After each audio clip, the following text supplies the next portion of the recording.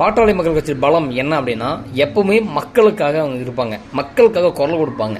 அது தேர்தல் நேரமா, தேர்தல் இல்லாத நேரமா, அவங்க தேர்தலில் வந்து வெற்றி பெறாங்களா, தோல்வி தராங்களா, இந்த மக்கள் எதை பரிசீலித்தாலும் வாங்கி கொண்டு இந்த மக்களுக்காக தொடர்ந்து குரல் கொடுவது பாட்டாளி மக்கள் கட்சி தான். ஏன் அப்படி சொல்லுவாருன்னா, எனக்கு 2024 தேர்தல் முடிஞ்சது. இப்போ வந்து தேர்தல் முடிவுக்காக காத்து இருக்காங்க, எந்த தலைவர் வின் பண்ணுவாங்க, எந்த தலைவர் யார் ஜெயிப்பாங்கன்னு சொல்லிட்டு. ஆனால் பாட்டாளி மக்கள் கட்சி மட்டும் டி.கே. சிவகுமார் கர்நாடகாவை சேர்ந்த துணை முதல்வர் சொல்லிக்கிறாரு, மோசடி செய்தாவது நாங்கள் மேகதாதுல அணை கட்டுவோம் அப்படின்னு சொல்லிட்டு. அதற்கு அன்புமணி ராமதாஸ் என்ன கேள்வி எழுப்பினான்னா, மு.க. ஸ்டாலின் முதலமைச்சர் என்ன பண்ணிட்டு இருக்காரு கேள்வி கேட்டுருக்காரு.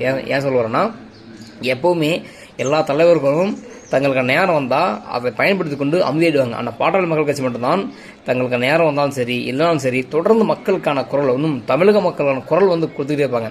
ஸோ அதனால தான் சொல்கிறேன், வருங்காலத்தில் இப்போ நான் எங்களுடைய அரசியல் பலம் எதை நோக்கி இருக்குன்னா, 2026 நிச்சயமாக முதலமைச்சராக ஒரு தமிழன் வர வேண்டும். அது பாமகவை சேர்ந்த அன்புமணி ராமதாஸ் வர வேண்டும் என்கிற கல்பனை செஞ்சுக்கிட்டு இருக்கோம். முடிஞ்சளவுக்கு மக்கள் ஆதரித்தாங்க. அதே மாதிரி பாட்டாளி மக்கள் கட்சி இளைஞர்கள் நீங்கள் இன்னும் வேகமாக கடுமையாக உழைக்க வேண்டும்.